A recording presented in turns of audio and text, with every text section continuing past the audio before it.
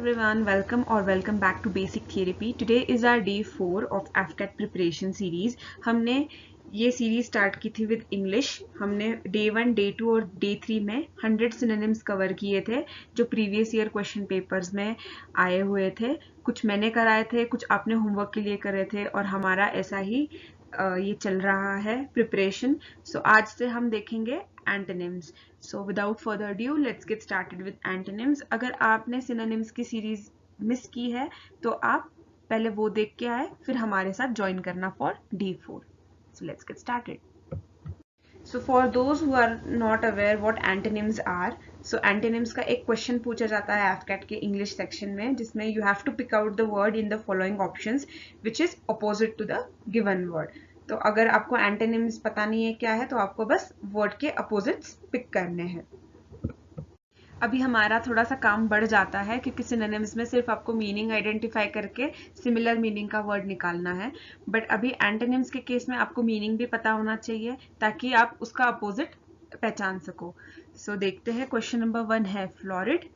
Fluoride के options है week, pail, monotonous and अगली. सो पहले फ्लोरिड का मीनिंग देखते हैं क्या है. फ्लोरिड का सिनोनिम है रोजी और टू मच डेकोरेटेड और ऑर्नेटेड. एंड हमारी हिंट है लाइट इन कलर और ब्राइट. ऑफ कोर्स अगर कोई चीज फ्लोरिड का मीनिंग जैसे यहाँ पे बताया है कि विच इज रोजी और टू मच डेकोरेटेड, तो हमें उसका अपोजिट निकालना है, मतलब something which is not bright. So यहाँ पे clearly option number 2 pale is the right answer. Because हम बोलते हैं ना पेल स्किन हो गई है इसकी, जब कोई बीमार होता है यू लुक पेल, तो मतलब they are not looking bright and rosy. So monotonous का मीनिंग आपको बता देती हूँ मैं. मोनोटोनस मतलब जो रूटीन होता है हमारा, जो एक ही इसमें चलता रहता है सेम साइकिल में, तो उसको मोनोटोनस बोलते हैं. बाकी वीक एंड अगली तो आपको पता ही है. तो आगे का वर्ड देखते हैं. Question number 2 is perspicuity. Option number 1 is vagueness, dullness, unwillingness and unfairness. So vagueness मतलब जो चीज क्लियर ना हो, अनक्लियर. डलनेस मतलब जो ब्राइट ना हो. अनविलिंगनेस इज जिसमें आप कुछ करने के लिए विलिंग ना हो, मतलब if you are not volunteering या फिर कोई चीज करने का मन नहीं है तो अनविलिंग हो गया. अनफेयरनेस मतलब अनफेयर. अनफेयर मतलब बायस्ड, मतलब फेयर का अपोजिट बायस्ड. सो पर्सपिक्विटी का सिनोनिम इज क्लैरिटी, तो हमें इसका अपोजिट ढूंढना है, मतलब something which means unclear. So vagueness is unclear. So option number 1 is the correct answer here. Now meandering, ये वर्ड आपने ज्योग्राफी में पढ़ा होगा. सो जैसे मिएंडरिंग, रिवर्स के जो एजेस होते हैं वो मिएंडरिंग होते हैं, मतलब ऐसे होते हैं. सो नॉट स्ट्रेट और कर्व्ड. सो आपको मिएंडरिंग का अपोजिट मतलब क्या होगा, समथिंग विच इज स्ट्रेट, ऐसे straight. So option number 4 straight है, तो this is the correct option. So this is how you are going to identify options correctly in less time. Now let us see how you can do it with me. So question number 4 is ameliorate. Synonym is to make something better. तो इसका opposite क्या होगा कि कोई चीज खराब करना, मतलब to make something worse. So option number 4 worsen is the right option here.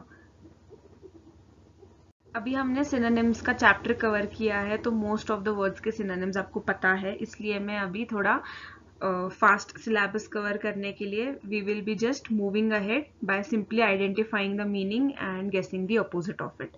So still if you have any doubt you can comment in the comment box below. I'll address each and every one of it, I promise. So moving ahead, we have the word devious, which means behaving in dishonest way. मतलब अगर कोई dishonest वे में behave कर रहा है तो उसका opposite क्या होगा, इन अ ऑनेस्ट वे, जो सीधे रास्ते से चल रहा हो. जैसे यहाँ पे ऑप्शंस अगर देखो आप, तो एक ही है स्ट्रेट, मतलब the correct option. So obvious नहीं हो सकता है, सिंपल नहीं हो सकता है, सुपरफिशियल नहीं हो सकता है. So option straight is the correct option here. Okay, question number 6 is accord. Synonym is formal agreement between two organizations. So hint is to not agree. So agreement, accord means I'm in accord with, मतलब agreement, and hint is to not agree. So option would be disagreement. Agree का opposite disagreement. There's a new word here, conformity. Conformity का meaning है to confirm or to agree with something. So it is also it also means agreement. So this cannot be an option. ये नया word था, so I thought of introducing you the meaning of it. Moving ahead. Question number 7 is feasible. So likely to be achieved, मतलब कोई काम अगर आप कर सकते हो तो हाँ हम बोलते हैं कि it is feasible for me to do so. It is feasible for me to come. It is feasible for me. It is practicable. So इसका opposite होगा not something which is not practical. So impractical is the correct answer here. Moving ahead. So question number 8 is niggard. Niggard, it means miserly, and we have learnt about this word miserly. Miserly are the people who are not generous. So answer will be someone who is generous. So option number 4 is the correct answer here. Looking at the other options, miserly is a synonym for the word niggard, so it cannot be our answer. Extravagant, it means someone who is a spendthrift, जो बहुत खर्चे करते हैं पैसे.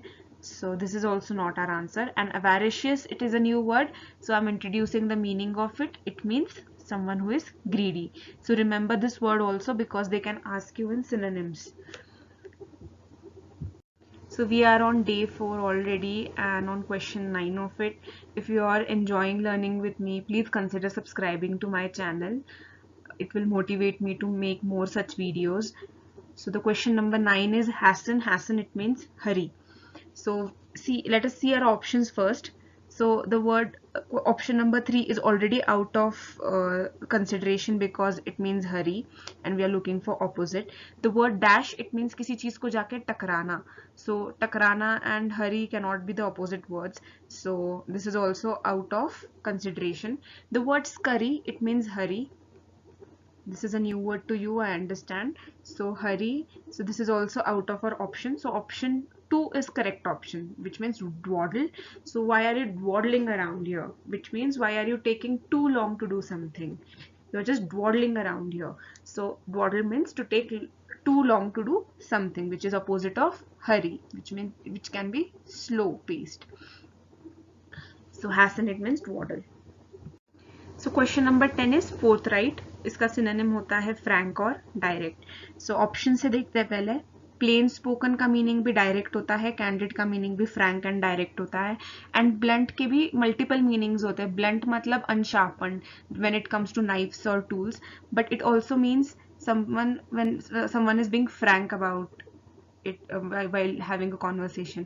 हम ऐसे बोलते हैं ना, she is very blunt, she doesn't care what other people would feel about what she is saying, so she is a bit frank, she is direct about what she is saying. तो अभी 3 words के meaning आपको same मिले तो clearly option 4 is the right answer. Tricky and hint भी बताया गया है कि टू डिसीव इन वर्ड्स, मतलब घुमा फिरा के बातें करके टू ट्रिक समवन. तो ये जो वर्ड्स होते हैं आपको बस एनालाइज करना है कि काफी सारे वर्ड्स के मीनिंग एक तो सिमिलर होते हैं इसमें, या फिर वर्ड्स की meaning they are apart from what is given to ear, मतलब लेना देना नहीं होता है किसी चीज से.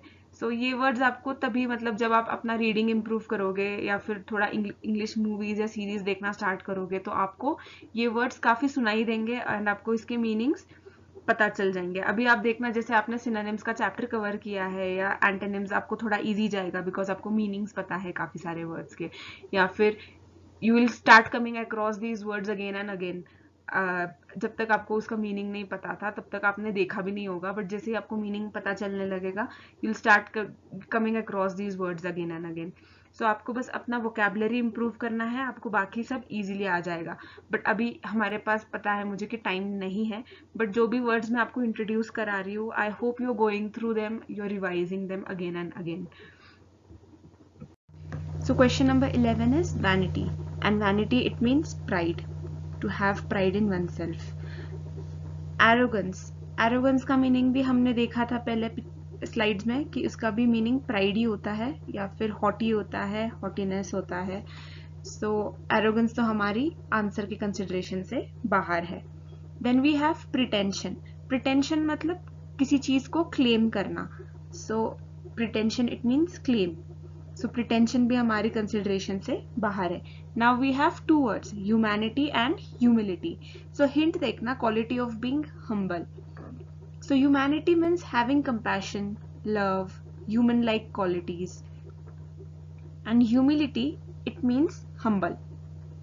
अब याद रखना यहाँ पे humility है and humiliate नहीं है. अगर humiliate होता तो उसका सिनोनिम होता insulting या फिर disrespectful किसी की तरफ बिहेव करना, उसको ह्यूमिलिएट बोलते हैं. And humility is humble.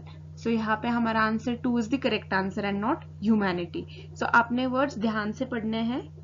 So vanity it means pride and उसका अपोजिट हो जाएगा humility which means humble. Then we have impertinent. Impertinent मतलब डिसरिस्पेक्टफुल. मतलब इसका जो एंटोनिम होगा इट वुड मीन जो रिस्पेक्ट देता हो, जो मैनर्ड हो. तो हमारा पहला वर्ड है इंसोलेंट. हमें पता है कि इंसोलेंट, इम्प्यूडेंट ये दोनों सिनोनिम्स है एक दूसरे के and they mean to be rude या डिसरिस्पेक्टफुल. सो ये हमारे कंसिडरेशन से बाहर है. फिर आता है the word cheeky. Cheeky also it means to be disrespectful, to show lack of respect. तो ये भी हमारे कंसिडरेशन से बाहर हो जाता है. Then we have the word courteous which is the right answer. Courteous मतलब कोर्ट में कैसे बिहेव करते हैं हम किसी किंग के कोर्ट में. So we behave with respect, we behave mannered. So हमारा आंसर है courteous for the word impertinent. अब यहाँ पे याद रखना कि इम्पर्टिनेंट के सिनोनिम्स में भी आपको ये ऑप्शंस पूछ सकते हैं. इंसोलेंट भी पूछ सकते हैं, इम्प्यूडेंट भी पूछ सकते हैं, चीकी भी पूछ सकते हैं. Question number 13 is appreciation means thankfulness. It means to appreciate someone. So इसका जो अपोजिट होगा वो होगा टू क्रिटिसाइज समवन, मतलब किसी की बुराई करना. तो कॉम्प्लीमेंट मतलब हम तारीफ करते हैं लोगों की, we compliment them for the way they look, the way they behave. तो कॉम्प्लीमेंट भी हमारी लिस्ट से बाहर है. Then we have commendation. Commendation मतलब हम बोलते हैं कि it's commendable, we appreciate them. So commendation भी लिस्ट से बाहर है. एक कमेंडेशन कार्ड भी होता है if you are aware. So admirations means to admire someone. तो ये भी लिस्ट से बाहर है बिकॉज ये तीनों they work in thanking someone, to appreciate someone, किसी की तारीफ करना, एंड ये सारे रिलेटेड है. So we are left with aspersions which means to criticize someone harshly. So option 1 aspersions is our correct answer for the word appreciation. Antonym of appreciation is aspersions. Question number 14 is resourcefulness. इसका synonym है ability to cope with difficult situation. मतलब अगर आप किसी difficult situation में फंस जाओ तो आप अगर देख पाओ आपके आजू बाजू जो रिसोर्सेज है आप उसको यूज करके कैसे उससे बाहर आ सकते हो, उसको रिसोर्सफुलनेस बोलते हैं. तो इसका जो अपोजिट होगा वो होगा lack of ability to cope with the difficult situation. So अभी यहाँ पे दो वर्ड्स तो बाहर हो जाते हैं. बैंक्रप्सी का कोई रिलेशन नहीं है इसमें. And scarcity. स्केर्सिटी मतलब शॉर्टेज, किसी चीज की तंगी होना. अब हमारे पास बचते हैं दो वर्ड्स, वो है स्टुपिडिटी एंड इनकम्पिटेंस. स्टुपिडिटी मतलब lack of intelligence and incompetence मतलब lack of ability to cope. तो अगर आप इस सिचुएशन में क्या कर सकते हो, गलती से स्टुपिडिटी टिक करके आ सकते हो. बट आपको याद रखना है कि स्टुपिड बंदा भी रिसोर्सफुल हो सकता है एंड कोई इंटेलिजेंट बंदा रिसोर्सफुल नहीं हो सकता है. So incompetence is the correct word here because it talks about the ability to cope. So stupidity is not the answer, incompetence is the answer. So question number 14 resourcefulness का antonym है incompetence. Question number 15 is antiquated. इसका synonym है obsolete and ancient. तो यहाँ पे एक चीज याद रखना, इसका एब्सोल्यूट का भी सिनोनिम पूछ सकते हैं आपको एंड वर्ड एंशिएंट दिया जाएगा ऑप्शंस में. तो ये वर्ड भी काफी इंपॉर्टेंट है, पूछा गया है. सो एंटिक्वेटेड ये वर्ड एंटिक से डिराइव होता है. तो हमें पता है कि एंटिक चीजें होती है जो पुरानी चीजें होती है, एंशिएंट होती है. तो इसका जो अपोजिट होगा वो होगा जो something which is something new या नया है. एक दूसरा वर्ड भी था आउटडेटेड, उसका भी ये सिनोनिम हो सकता है एंटिक्वेटेड, एब्सोल्यूट एंड एंशिएंट. तो ऑप्शंस देखते हैं. Renew, unique, modern and renovated. अभी देखते हैं. रिन्यू मतलब किसी पुरानी चीज को नया करना. तो ये हमारा ऑप्शन नहीं हो सकता है because we are looking for something which is purely new. Unique मतलब अलग, तो ये भी हमारा आंसर नहीं है.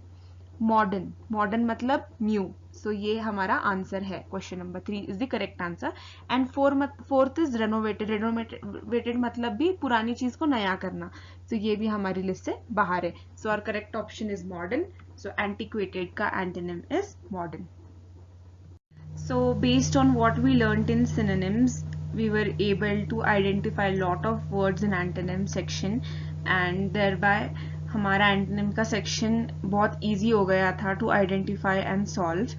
So based on what we learned today and based on previous year question papers, I have designed this comprehension for you. By the time अभी आप यहाँ तक पहुँचे हो तो आपको पता है कि ड्रिल क्या है, कैसे सॉल्व करना है. So I'll just wish you all the best for the test. So these are the answers for the comprehension that you have attempted and I'm sure you have got most of them right by now. तो हमारा थोड़ा preparation improve होता जा रहा है.